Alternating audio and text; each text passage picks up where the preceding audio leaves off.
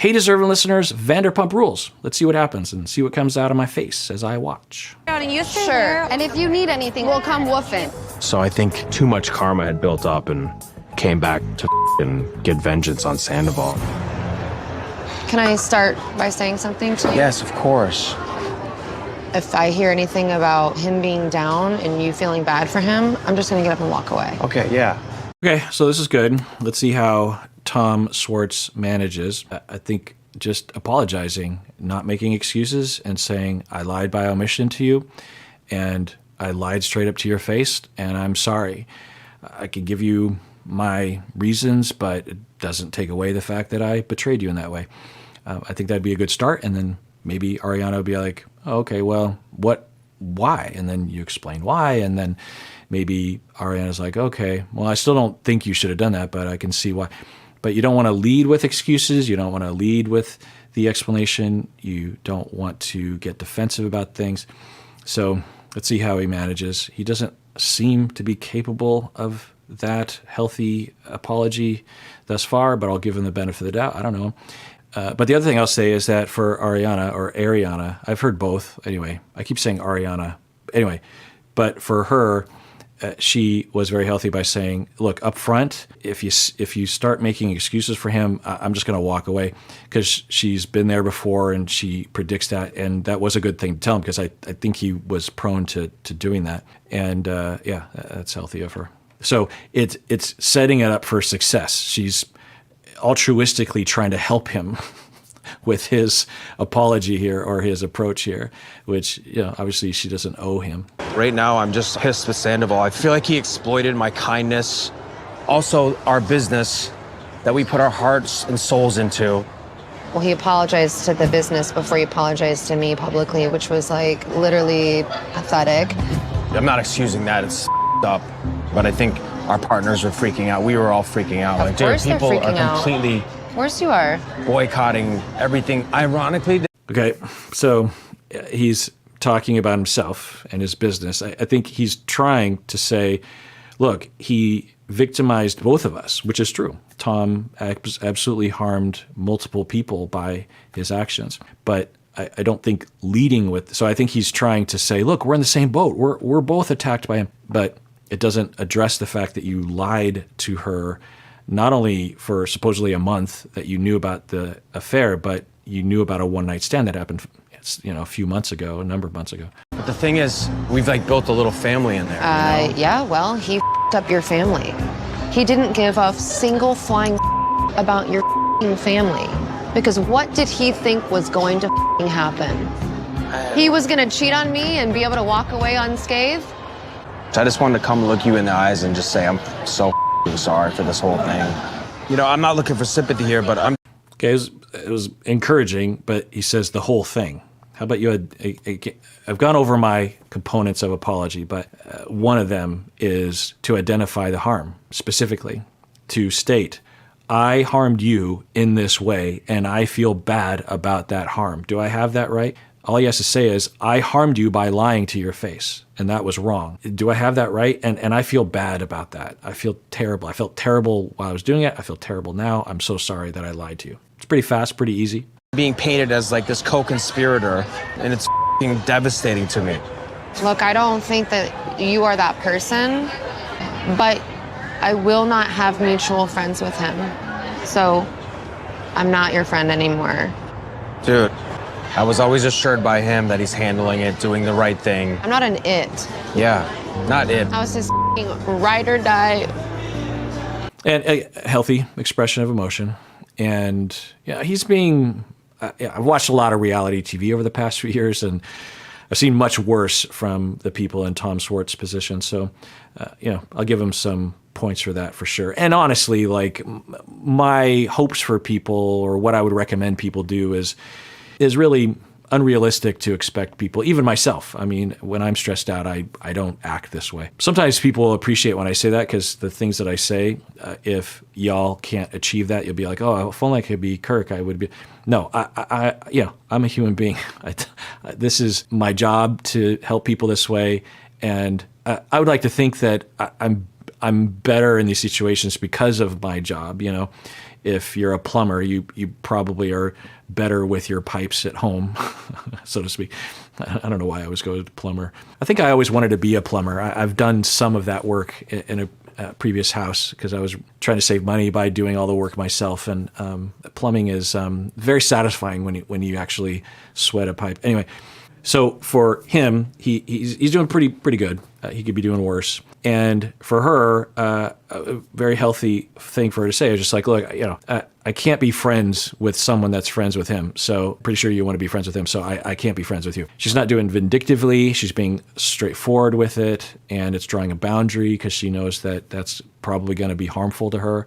And it's a very healthy, differentiated way of telling. I keep wondering, given her purported, people are telling me that she's had depression, anxiety, eating disorder in the past, if she's been through a lot of treatment that has resulted in her being able to know herself and be differentiated and healthy in these interactions, because she's doing pretty well. To you even, trying to get him to go 5 days without drinking so that he could get his sperm tested so we could have embryos frozen, because if he really wanted that done. Okay, so we're hearing more evidence of alcohol use.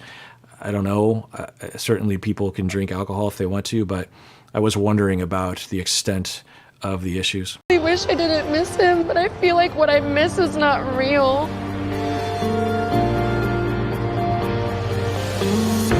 Yeah, that could happen potentially for Ariana for the rest of her life, that 25 years from now, she will miss what she misses here, maybe hopefully less intensely, but that's not uncommon. And it can be very confusing to people. It'd be like, so why do I miss this person? When we attach neurologically to our loved ones and the relationship ends, or it suddenly is realized that it's not the way you wanted it to be, we can't just go inside our neurons and rewire them. They're oriented toward a particular person, right? So we're not cognitive computers. We are squishy organic creatures with squishy organic brains that squishily and organically orient themselves towards particular attachment figures. And it takes a long time for that to diminish, but it often never diminishes, especially a long relationship like this, possibility that for the rest of both of their lives, some of that quote unquote wiring or of orientation towards someone will remain for the rest of their lives. Oh, in Miami, which by the way, always thought was true. We had sex. No, we did not. We had sex. You're such a liar right now. I didn't. Shut the up. No, because I'm you're sorry. lying. You shut the up. Wait, nobody's gonna my boyfriend and shut the up. I had Ariana has always known the truth about that. whatever. So other than Miami girl. Okay, so I think we're hearing from Tom, at least indirectly, that he did cheat and that he did eventually tell Ariana. So, yikes. And then to see Ariana defending him all those years ago. This is the first time you've ever cheated on Ariana. It was one other time. You're sick. Just a random person. Yeah. Okay, so we're hearing that there's another affair, and maybe Ariana knows about it already. I don't know. So we're coming to the end of the episode. Is there going to be another episode? Things with Ariana and I have not been good for a very long time. What's a very long time? 4 or 5 years, maybe? Then why would you buy a house with her? Because it felt like it brought us close together. It felt like a Band-Aid. But like, how do I end a relationship? This is not... You be a f***ing adult and you have a conversation with her. And you I say... tried. Yeah. I mean, I get where he's coming from, but at the end of the day, it is what she's saying. Like, once you know it's over and you start cheating, then you definitely end it. You know? Yeah, everything up until that point, I can understand, right?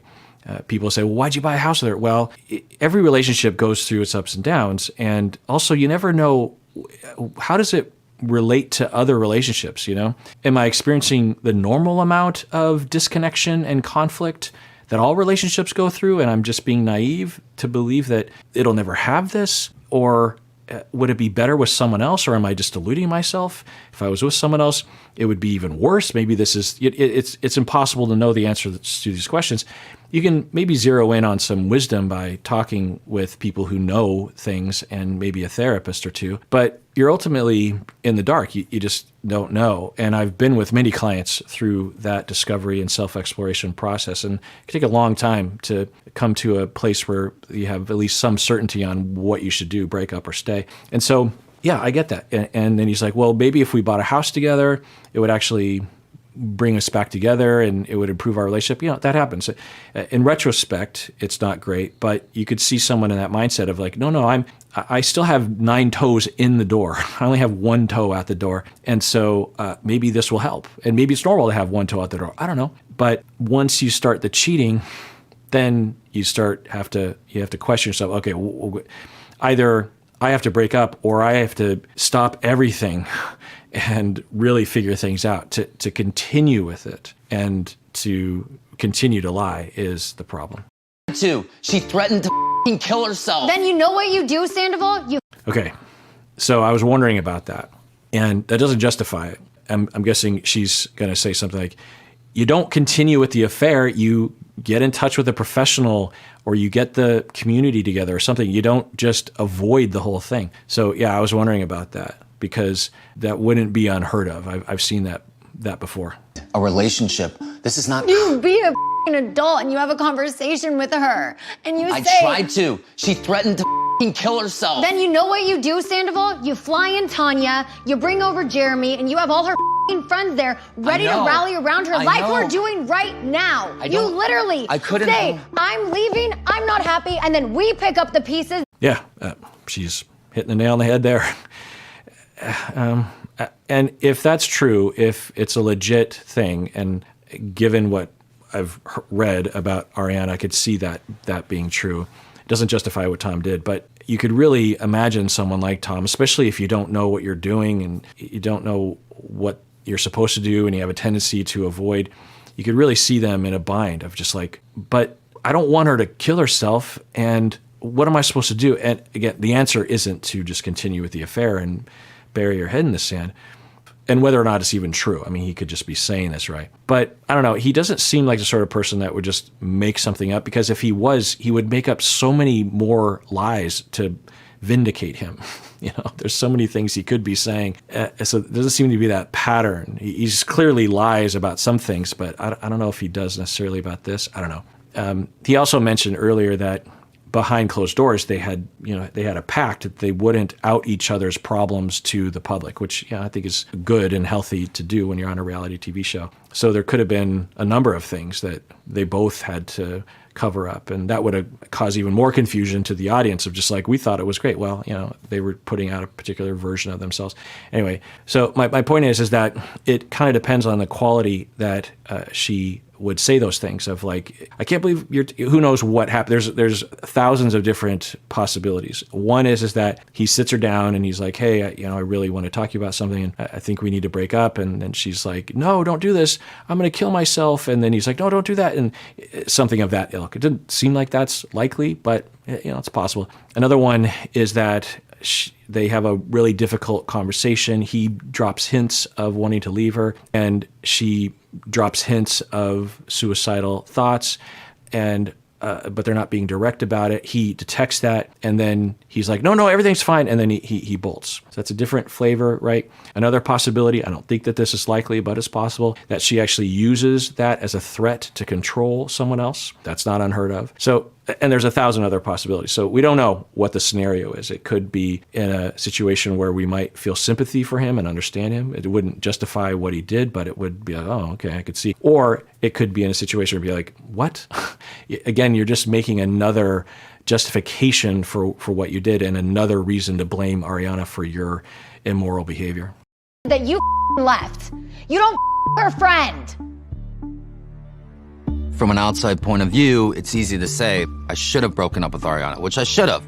But emotionally, it was like climbing Mount Everest. I love Ariana, and I care about her. So I want to look out for her also. Yeah, again, it doesn't justify it, but that does paint a picture that I was wondering about. And if he's telling the truth, then it's in that direction, right? And given the little bit I know of Ariana's history, it's possible that Tom actually is the sort of person that was socialized when he was growing up or whatever, where he feels responsible for someone else and puts himself in the back burner. This is codependency, right? Where you feel like it's your role to find someone to take care of, and then you take care of them and you put yourself in the back burner. The problem with that is that you're putting yourself in the back burner, and there's a lot of needs that are being unmet that are building up over time, and then you might actually act out. And another thing is you might actually resent Ariana because you believe that she's imposing her problems on you, which is forcing you to put yourself on the back burner, but that's not what's happening. You're choosing to put yourself in the back burner, and you blame this person, and really you should be blaming your parents for originally parentifying you. And then you take this action against them by cheating, and it feels like it's justified because it's like, well, you're the person. Yeah. So that's another possibility. It would fit the profile loosely because of her issues and the way he's talking about this right now. It doesn't justify what he's saying and doing, but it does provide a way of contextualizing it.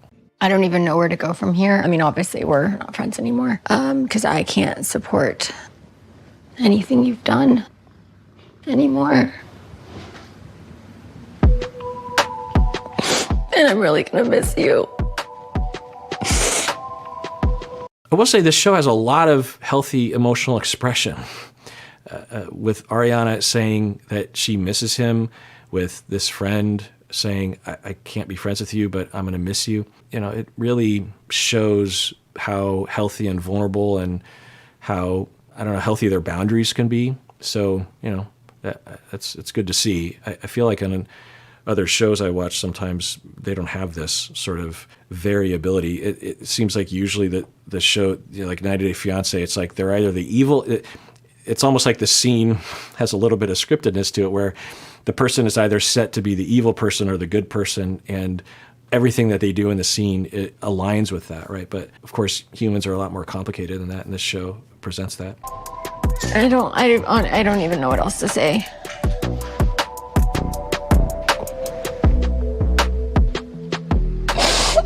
I'm sorry. I'm sorry. Get out of here.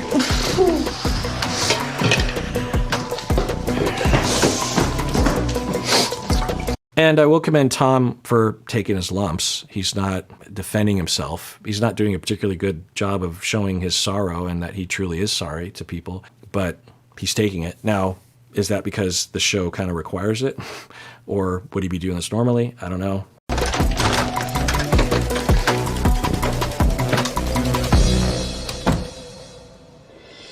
Next week. All right, well, looks like there's going to be another episode. Maybe by the time this video airs on YouTube, it will have already aired. I don't know. Yeah, interesting show. How come I've never heard of it before? Maybe I had, but it kind of makes me want to watch more of it. But I won't promise anything because I don't know what's on the schedule. And everyone, please take care of yourself. Truly, check in with yourself. There's a lot going on because you deserve it. You really, really do.